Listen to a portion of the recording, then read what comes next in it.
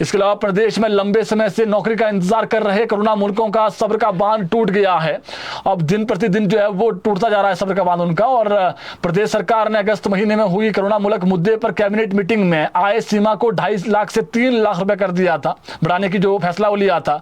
परंतु जो अन्य अड़ंगे हैं वो अभी तक कोई स्थिति स्पष्ट नहीं हो पाई है।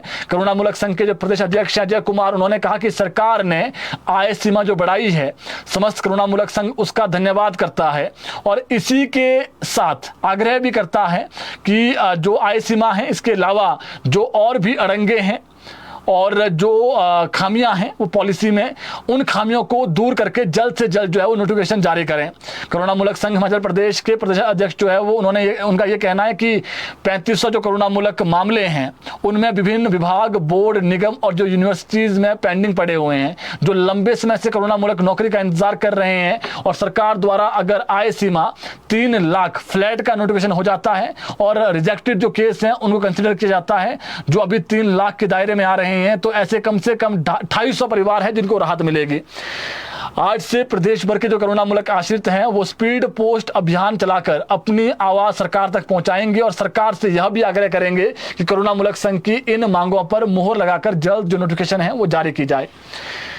अब बात करते हैं शिक्षा विभाग की बड़ी खबरों को लेकर के। 119 टीजीटी को लेक्चरर जो प्रमोट हुए हैं, जिन्होंने प्रमोशन के बाद ज्वाइनिंग नहीं की है, उनको अल्टीमेटम दिया है सरकार ने कि वो अगले 1 हफ्ते के भीतर ज्वाइन करें, वरना उनको फॉरगो कर दिया जाएगा। तो ऐसे में जो है जी वो ज्वाइन कर दें। इसके अलावा जो निदेशालय हैं वहाँ से आदेश आज जारी हो गए हैं इसको लेकर के। हिमाचल में अब जो साइंस स्ट्रीम के जो लेक्चरर्स हैं उनका भी युक्तिकरण होगा। 817 स्कूलों में अभी हिमाचल में साइंस स्ट्रीम चल रही है और साइंस स्ट्रीम के जो जहां पर स्ट्रेंथ अधिक है और जहां पर जो है वो स्ट्रेंथ अधिक है वहां पर जो है वो जो युक्तिकरण के शिक्षक, जब युक्तिकरण हो जाएगा वहां से जो शिक्षकों को भेजा जाएगा। जहां पर टीचर्स हैं, बच्चे नहीं हैं, उनका फिर युक्तिकरण होगा, उनको फिर ऐसे स्कूलों में भेजा जाएगा जहां पर बच्चे कम हैं। तो इसका प्रपोजल बनाने को कह दिया गया है जी।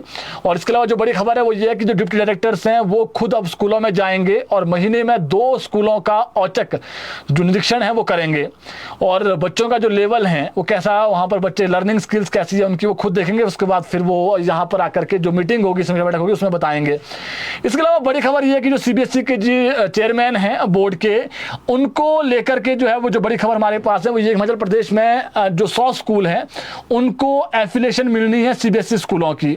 तो इसको लेकर के 2 दिन पहले जो है प्रस्ताव भेज दिया गया है, लेकिन दिक्कत ये आ रही है कि जो ऑनलाइन पोर्टल है ये 20 अगस्त को बंद हो गया था। अब उसे खोलने का आग्रह किया है प्रदेश सरकार ने और प्रदेश सरकार ये भी कह रही है कि जिस प्रकार से लेह लद्दाख हैं वहां पर सरकारी स्कूलों को जो है वो सीबीएसई में तब्दील किया गया है। इसके अलावा अरुणाचल प्रदेश है, त्रिपुरा है, जहां पर पहले ही जो है वो ये जो सरकारी स्कूल है वहां पर सीबीएसई की पढ़ाई हो रही है। तो प्रदेश सरकार ने ये कोशिश की है कि अब जो 100 स्कूल है, कम से कम जो 100 स्कूल है, चाहे वो पीएम श्री स्कूल हो, एक्सीलेंस स्कूल हो, जहां पर अच्छी स्ट्रेंथ है, 800, 400, 500, 600 बच्चा, यानी 400 से ऊपर अधिक बच्चा है, उन स्कूलों को 100 स्कूलों को सीबीएसई में तब्दील किया जा रहा है।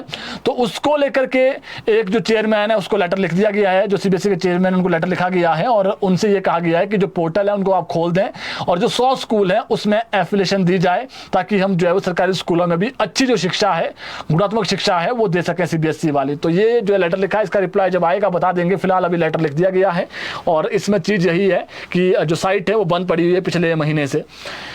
इसके अलावा एक हाईकोर्ट से बहुत अच्छी खबर है जी। हाईकोर्ट ने प्रदेश के स्कूलों में आउटसोर्स आधार पर नियुक्त हजारों कंप्यूटर अध्यापकों को बड़ी राहत देते हुए उन्हें नियमित करने के आदेश दिए हैं। न्यायाधीश सत्येन वैद्य ने मनोज कुमार शर्मा व अन्य द्वारा दायर याचिका को स्वीकार करते हुए सरकार को आदेश दिए हैं कि वह याचिकाकर्ताओं को कम से कम 2016 से नियमित करें, जब से उन्होंने याचिका दायर की है। कोर्ट ने कहा कि याचिकाकर्ता जो है वो लंबे समय से अपने अधिकारों की लड़ाई लड़ रहे हैं। कोर्ट ने राज्य सरकार के अजीबोगरीब तथ्यों को नकारते हुए कहा कि राज्य सरकार की निष्क्रियता के कारण अदालत को रिट क्षेत्राधिकार का जो प्रयोग है वो करना आवश्यक है। कोर्ट ने मामले से जुड़े तथ्यों और परिस्थितियों को ध्यान में रखते हुए याचिका को स्वीकार करते हुए जो है वो ये फैसला सुनाया है। कोर्ट ने शिक्षा विभाग को 12 सप्ताह के भीतर संपूर्ण जो कार्रवाई है उसको पूरा करके तत्काल याचिका दायर करने की तारीख से कम पीएटी जीवीयू और जो पीटीए श्रेणियों के साथ याचिकाकर्ताओं की जो सेवाएं हैं उसको नियमित करने के जो ऑर्डर्स हैं वो जारी किए हैं। तो कंप्यूटर शिक्षकों को आज राहत भरी खबर है हाईकोर्ट से। इसके अलावा 15 अक्टूबर को राज्य बिजली बोर्ड की कर्मचारी यूनियन के सम्मेलन में कर्मचारियों की भर्ती, पदोन्नति, ढांचागत बदलाव को रोकने और ओल्ड पेंशन स्कीम के मामले में जो है वे मामले उठेंगे। इस बैठक में शिमला में बैठक होनी है जी। सीएम सुखविंदर सिंह सुक्खू इस सम्मेलन में आएंगे, जिनके सामने कर्मचारी अपनी जो मुद्दे हैं वो उठाएंगे। इन कर्मचारियों को सरकार से खासी उम्मीदें हैं और इस सम्मेलन में सीएम उनके लिए कई बड़ी घोषणाएं भी कर सकते हैं।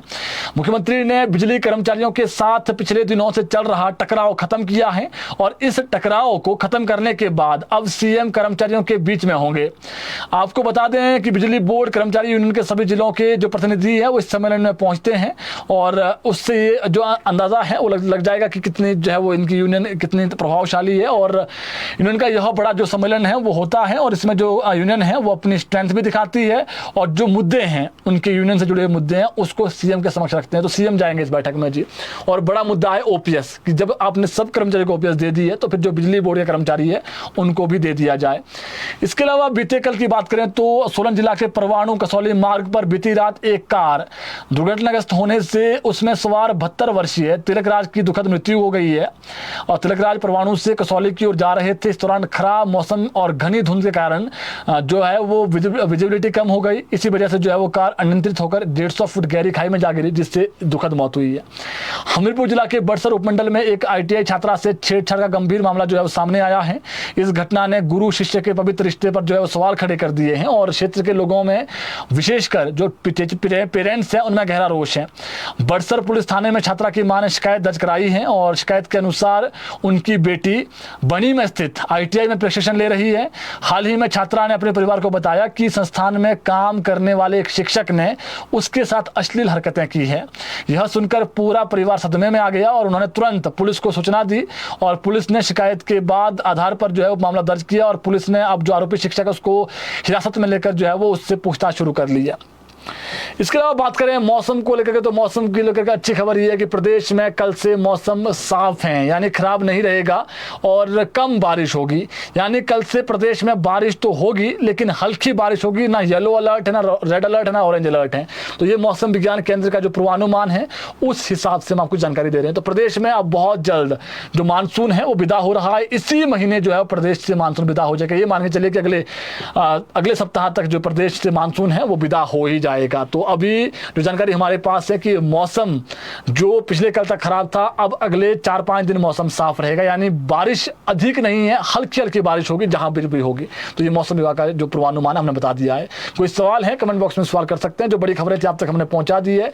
कल जुड़ेंगे आपके साथ ठीक 6 बजे, नई खबरें लेकर के आएंगे, नई अपडेट आपको देंगे। जुड़े रहें तात्कालिक खबरों के लिए हिमाचल दस्तक टीवी के साथ। धन्यवाद।